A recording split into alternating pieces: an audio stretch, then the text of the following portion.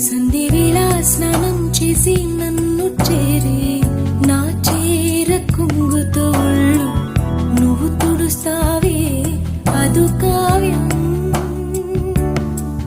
దొంగ మళ్ళీ ప్రియా ప్రియా సడే లేక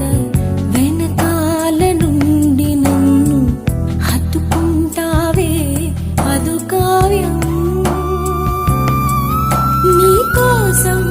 మదిలోనే గుడి కట్టినానని తెలియని రాసారి ప్రియమారా ఉడి చేర్చుకోవా నీ మనోహర నా హృదయములో ఓ మధువనిగా ఆలిచిరానంటర తీవర